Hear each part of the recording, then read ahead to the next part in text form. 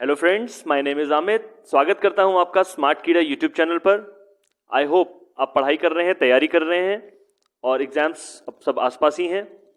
हमने critical reasoning के काफ़ी सारे लेक्चर्स कवर कर चुके हैं। हम ऑलमोस्ट सारे बेसिक नॉलेज के जो कॉन्सेप्ट्स हैं वो हमने सीखे, पढ़े, तैयार किए, प्रीवियस ईयर क्वेश्चंस भी लगाए हैं। सारे प्रीवियस ईयर क्वेश्चंस आपको प्लेलिस्ट में मिल जाएंगे, ठीक है। इसके अलावा मैंने आपसे एक नया एडवांस टॉपिक स्टार्ट किया था लास्ट लेक्चर में, जिसमें हमने डिस्कस किया था कि एक आर्ग्यूमेंट में किस तरीके के मिस्टेक्स या डिफेक्ट्स होते हैं।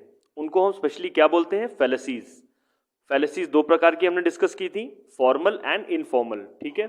और मैंने कहा था हमारा जो मेजर पोर्शन, जो मेजर हमारा जो ध्यान होगा वो इनफॉर्मल फैलेसीज पर ही होगा, क्योंकि मैक्सिमम जो सवाल हमारे पेपर में आते हैं उसमें 80 to 90% इंडक्टिव आर्ग्यूमेंट्स होते हैं और इनफॉर्मल फैलेसीज इंडक्टिव आर्ग्यूमेंट्स में ही अकर होती हैं। जैसे कि फॉर्मल फैलेसीज मैंने बताया था डिडक्टिव आर्ग्यूमेंट्स में होती हैं, पर डिडक्टिव आर्ग्यूमेंट सिर्फ सिलोगिज्म्स तक ही सीमित है ज़्यादातर। जो आप देखोगे डिडक्शन, अगर लॉजिकल देखोगे तो बहुत ज़्यादा एग्जाम्पल्स नहीं मिलेंगे। लेकिन इंडक्टिव आर्ग्यूमेंट्स हमारी 90% ऑफ कॉन्वर्सेशन जो हम करते हैं, पढ़ते हैं, न्यूज़पेपर्स में रिपोर्ट्स पढ़ते हैं या कुछ भी तर्क हमें सामने से किसी के साथ डिस्कस करना होता है तो इनफॉर्मल फैलेसीज होने का पूरा चांस होता है। मैंने ये भी बताया था कि ऑलमोस्ट 22 टाइप्स ऑफ इनफॉर्मल फैलेसीज अभी तक देखने को मिली हैं, जो कि 5 ग्रुप्स में बटी हुई हैं। 5 ग्रुप्स कौन कौन से थे मैंने ये भी बताया था। फैलेसी ऑफ रेलेवेंस बताया था आपको, presumption, ambiguity and grammatical analogy, ठीक है। ये सारी चीजें हम पिछले लेक्चर में डिस्कस कर चुके हैं।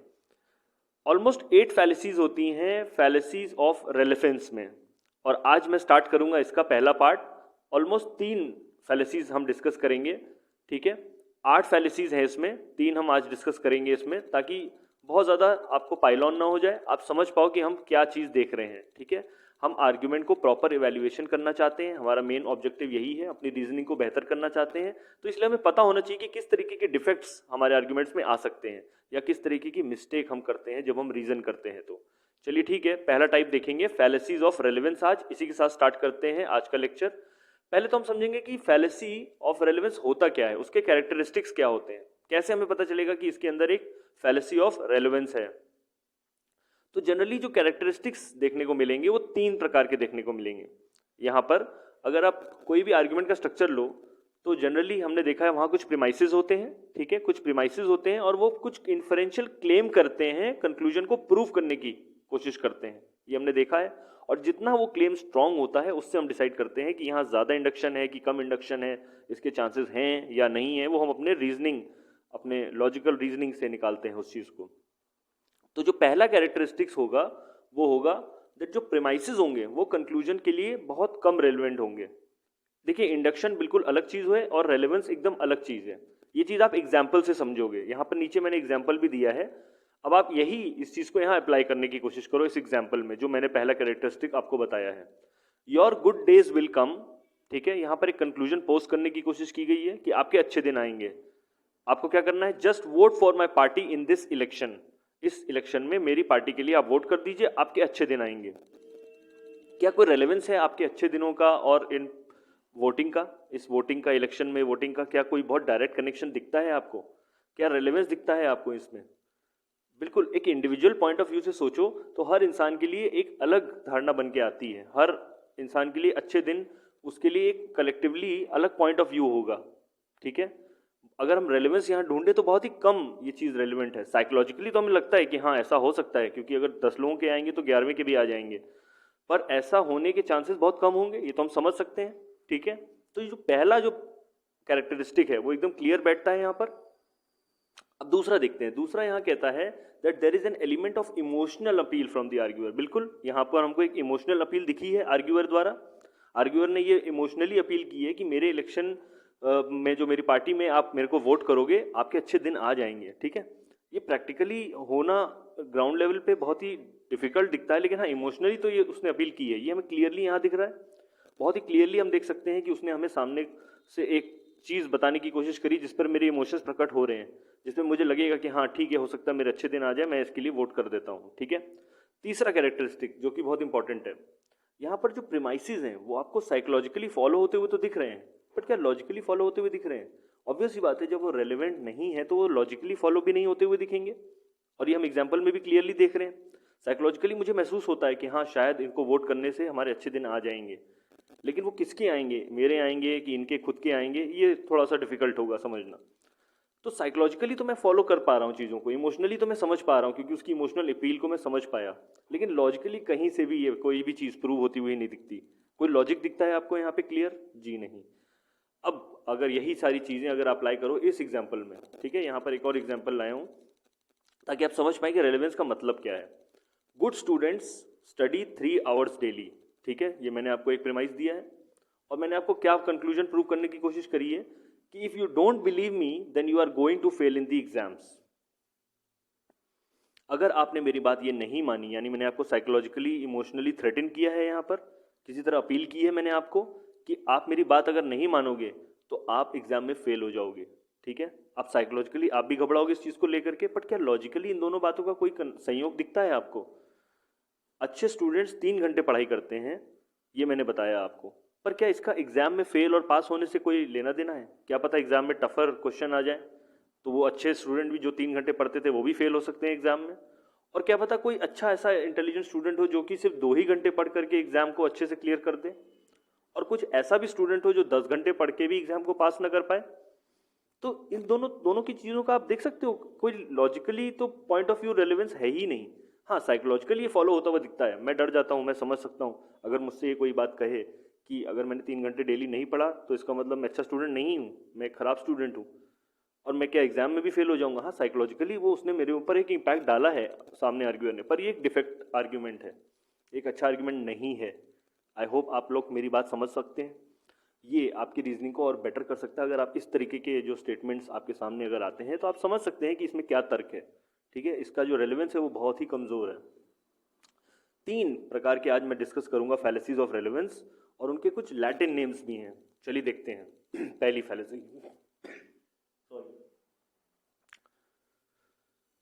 तो पहली फैलेसी हम देखेंगे अपील टू फोर्स, ठीक है, या इसको हम अपील टू स्टिक भी बोल सकते हैं, दोनों चीज़ें होती हैं। यहाँ पर भी एक अपील है, मैंने अभी पहले बात की इमोशनल अपील की, और यहाँ पर भी एक अपील टू फोर्स है, ठीक है।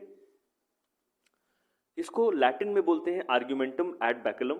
ये आपको ध्यान रखना है क्योंकि अधिकतर सवालों में आपको हो सकता है आपसे डायरेक्टली इस तरीके के ऑप्शंस आपको देखने को मिले, लैटिन में डायरेक्टली पूछ लिया जाता है। अब नाम से आप थोड़ा सा इन्फर कर पा रहे होगे कि क्या चीज़ बोलने की कोशिश की गई। ऑब्वियसली किसी चीज़ की थ्रेटनिंग होगी, जब फोर्स का इस्तेमाल होगा अपील फोर्स वाली होगी। जैसे पिछले एग्जाम्पल में आपने देखा साइकोलॉजिकल थ्रेटन किया गया आपको कि आप फेल हो जाओगे एग्जाम में अगर आपने उनकी बात नहीं मानी तो, बिल्कुल वैसे ही इसको भी हम एग्जाम्पल से बहुत क्लियरली समझ सकते हैं और यहाँ डायग्राम से भी समझ सकते हैं कि जो आर्ग्यूअर है, आप देख सकते हो ये जो आर्ग्यूअर है ये थ्रेटन कर रहा है डायरेक्टली रीडर को, जो भी पढ़ेगा इस पर्टिकुलर आर्ग्यूमेंट को या सुननेगा इस आर्ग्यूमेंट को, उसको एक इमोशनली थ्रेटन करेगा बाय फोर्स और अपना कंक्लूजन को पोस्ट करने की कोशिश करेगा, ठीक है। देखते हैं एग्जाम्पल क्या कहता है। It is good that you are joining our organisation. एक बहुत अच्छी बात है कि आप मेरे ऑर्गेनाइजेशन को ज्वाइन करते हैं। Imagine how much legal trouble you would have been into if you would have denied. अगर तुमने मना कर दिया होता तो तुम कितने बड़े लीगल ट्रबल में चले गए होते। बहुत ही क्लियरली आर्ग्यूअर ने लिसनर को ये बता दिया कि अच्छा हुआ कि आपने मेरी ऑर्गेनाइजेशन को ज्वाइन कर लिया, नहीं अगर आपने ज्वाइन किया होता तो आप एक अच्छे खासे लीगल ट्रबल में फंस सकते थे। बिल्कुल। अब यहाँ पर एक इमोशनल थ्रेटन किया गया है और अपनी बात मनवाने की कोशिश की गई है। क्या यहाँ वो रेलेवेंस दिखता है आपको? क्या अगर आप किसी को जोर जबरदस्ती कर करके लीगल ट्रबल की धमकी दे करके आप आपको ऑर्गेनाइजेशन में वो आ सकता है आपके? एक कुछ दिन तो आ सकता है और कुछ दिन बाद हो सकता है वो चला भी जाए अगर आप किसी को लीगली थ्रेटन करोगे और अपनी ऑर्गेनाइजेशन में ज़बरदस्ती काम कराने की कोशिश करोगे, ठीक है। अब यहाँ पर ऑर्गेनाइजेशन किसी भी प्रकार की हो सकती है। क्या रेलेवेंस दिखता है आपको दोनों चीज़ों के बीच में? जी नहीं, बिल्कुल कोई रेलेवेंस नहीं है इस बात का, ठीक है। दोनों ही बातों में बहुत ही कम रेलेवेंस था और एक फोर्स से आपको कंक्लूजन को पोस्ट करने की कोशिश की गई है, ठीक है। अब इस तरीके की जो अगर सेंटेंसेस आपको देखने को मिलेंगे तो आप क्लियरली बता सकते हैं कि यहाँ पर एक फैलेसी ऑफ आर्ग्यूमेंटम एड बैकुलम है। ये उन एग्जाम्स में काफ़ी काम आएगी। बहुत से सी सैट के पेपर्स आप देखोगे तो वहाँ पर डायरेक्टली पूछ लिया जाता है इन सब सवालों को, और सी सैट का पेपर तो ऑलमोस्ट सब में कॉमन है। ज़्यादातर एग्जाम्स में, चाहे वो सिविल सर्विसेज के हों, चाहे वो लॉ एग्जाम्स हो, चाहे वो बैंकिंग के एग्जाम्स हो, तो एप्टीट्यूड तो रीजनिंग हर जगह आनी है। तो ये इन सब चीज़ों को आपको पता होना चाहिए, ठीक है। चलिए हम बढ़ते हैं नेक्स्ट फैलेसी की ओर, यहाँ से क्लियर कर लेते हैं। सेकेंड फैलेसी है अपील टू पिटी। ठीक है। यहाँ पर एक इमोशनल अपील होगी पिटी की, यहाँ पर आपको लगेगा सामने वाला कुछ इमोशनली आपको किसी तरीके से वीकेंड करेगा पिटी दिखा करके, ठीक है, और एम्पैथी दिखा करके।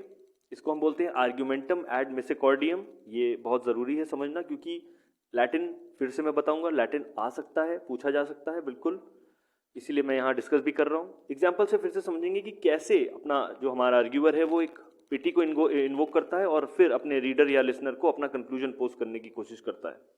The position open in the accounting department should be given to mister X, ठीक है। मिस्टर एक्स को ये जॉब मिल जानी चाहिए जो कि अकाउंटिंग डिपार्टमेंट में ओपन हुई है। He has 6 hungry children to feed, उसके पास 6 बच्चे ऐसे हैं जो भूखे हैं, और उसकी wife she desperately needs an operation to save her eyesight, ठीक है, उनको अपना आईसाइट का ऑपरेशन कराना है और बहुत ज़रूरी है ये। क्या रेलेवेंस है दोनों बातों का? क्या एक इंसान की काबिलियत के बेसिस पे उसको जॉब मिलनी चाहिए कि इस बात के बेसिस पे कि उसको ज़रूरत है जॉब की? दोनों बातों का रेलेवेंस कम है। लॉजिकली आप देखो, साइकोलॉजिकली तो ये फॉलो होता है, इमोशनली तो ये चीज़ फॉलो होती हुई दिखती है कि हाँ उसको जॉब दे देनी चाहिए, उसको ज़रूरत है। बट क्या आप लॉजिकली ये सोचोगे अगर आप उस पोजीशन पर होगे, अगर वो बंदा उस पर्टिकुलर अकाउंटिंग डिपार्टमेंट को होल्ड करने के लायक क्वालिफिकेशन ना रखता हो, तो क्या आप उसको जॉब दे दोगे? जी नहीं, नहीं दे पाओगे आप, ठीक है। आज नहीं तो कल वो वहाँ फेल हो जाएगा और फिर दिक्कत होगी।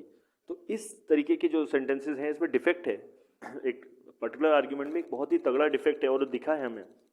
लेकिन आर्ग्यूअर ने क्या किया, आपको साइकोलॉजिकली पिटी इवोक करी आपके अंदर एक ऐसी भावना लाई कि सामने वाले को बहुत ज़्यादा ज़रूरत है, इसीलिए उसको एक पर्टिकुलर जॉब दे देनी चाहिए। तो ये एक डिफेक्टिव आर्ग्यूमेंट है, क्लियरली दिखता है।